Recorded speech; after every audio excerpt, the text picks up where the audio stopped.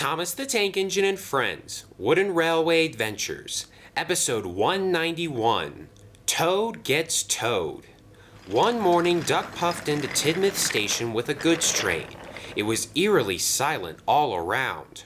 "Where is everyone?" he asked Oliver. "There are no passengers, no coaches, and no station master. What's going on?" "Apparently, nobody wants to go near the seaside in this frigid weather," chuckled Oliver. "My driver says it will be like this until well after Christmas. It looks like you and I will get a break just in time for the holidays." "That will be nice," admitted Duck.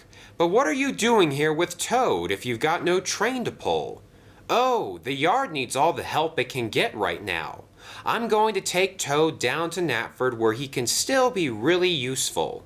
"A change in scenery will be quite nice, Mr. Duck," smiled Toad. "Indeed," replied Duck. "Well, have fun down there today." Oliver puffed away and soon arrived at Knapford Station where he dropped Toad off in a siding. "I'll be back to pick you up this evening," said Oliver. "Don't have too much fun while I'm gone." "Will do, Mr. Oliver," laughed Toad, and Oliver puffed away. It's awfully busy here. I hope I don't get run over." Just then, Spencer raced by with his coaches. "Ooh!" exclaimed Toad. "That was a little too close for comfort." "There you are," said Stafford. "You're needed on Douglas's train. Let's go." "Right-ho, Mr. Stafford. I'm ready to be useful again."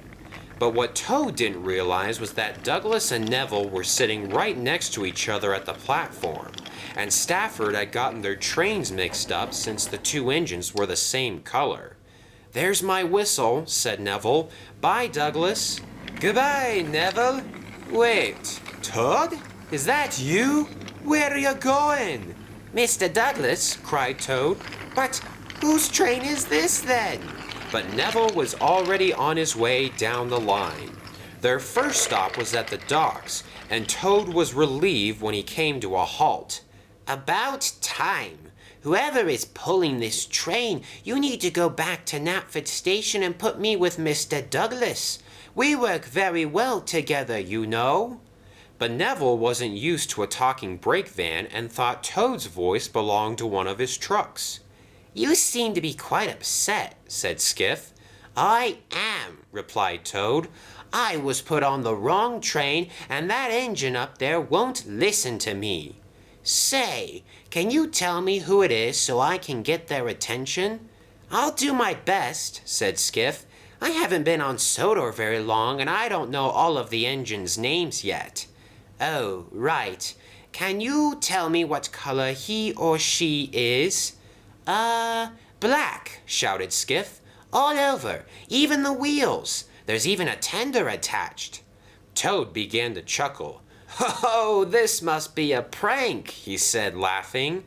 "I bet Mr. Donald has taken Mr. Douglas's train, and they're waiting to see how long it takes for me to realize they've switched jobs.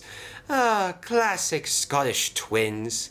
"Skiff," shouted Sailor John. "Keep your voice down. No talking about anything to engines or cabooses." "Oh, sorry, Sailor John," said Skiff quietly. Toad looked suspiciously at the man next to Skiff. He knew that Sailor John ran the dynamite stand near Arlesburg West, but that was about it.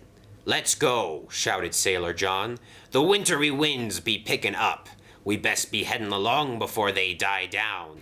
"Yes, sir," replied Skiff.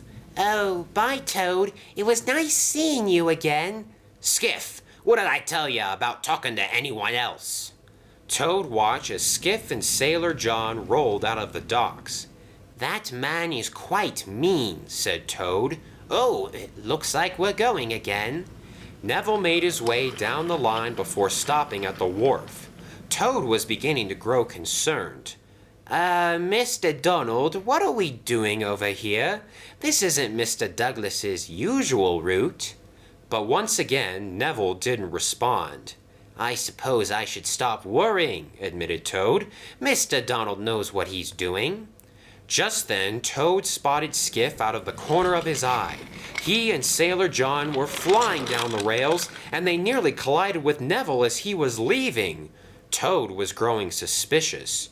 Shouldn't Mr. Sailor John be at the dynamite stand, especially during this busy holiday season? Why are he and Mr. Skiff running around the island like that? But he kept those thoughts to himself. A few moments later, Neville was on his way again. As they went around a large curve near Tidmouth Sheds, Toad was finally able to get a good look at the engine that was pulling his train. "That's not Mr. Donald or Mr. Douglas," he cried. "That's Mr. Neville! Stop! Stop!" But Toad's voice was carried away by the strong winds. "There must be some mistake," gasped Toad. "I shouldn't be on this train. I must stop at once." He applied his brakes as hard as he could. Neville began to slow, but he figured it was just the trucks playing tricks. He gave a hefty heave and the coupling snapped. Toad was left stranded on the line as Neville puffed away. "Oh, bother," groaned Toad. "I didn't mean for that to happen. I just wanted to slow Mr. Neville down enough so that I could get his attention."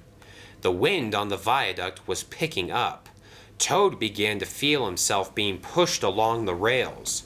He locked his brakes down for good. "Oh dear," he thought, "if an engine comes along, I could get run over and busted into smithereens.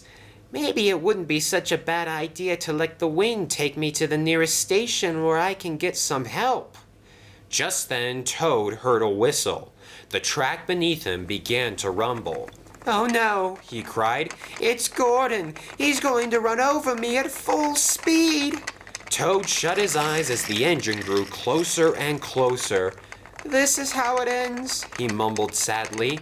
Suddenly, Toad heard the screeching of wheels on the rails and the engine stopped just in time. "There you are," said Harvey. "What?" gasped Toad. "Oh, yes, here I am." "Douglas said he saw you on the wrong train earlier today. I'm here to take you back to Knapford Station where Oliver is waiting for you." "Oh, bless you, Mr. Harvey," said Toad graciously, and he was hooked up to the breakdown crane and towed away. "Looks like the rogue brake van has been caught," chuckled Oliver. "You've caused a lot of panic today, Toad." "My apologies, Mr. Oliver. It seems as though I spent the whole day on the wrong assignment with Mr. Neville instead of Mr. Douglas." "I'm just happy this escapade has a happy ending," said Oliver. "I thought you could have been in some serious trouble out there, especially with how strong the wind has been." Just then, Skiff and Sailor John rolled by again. Toad began to think back on what he had seen earlier that day. "Yes," he said quietly, "I just hope everyone else out there gets rescued like I did." "What are you talking about, Toad?" "Nothing. Let's go home, Mr. Oliver, where it's nice and warm." And Oliver and Toad puffed out of the yard back to the safety and comfort of the Little Western.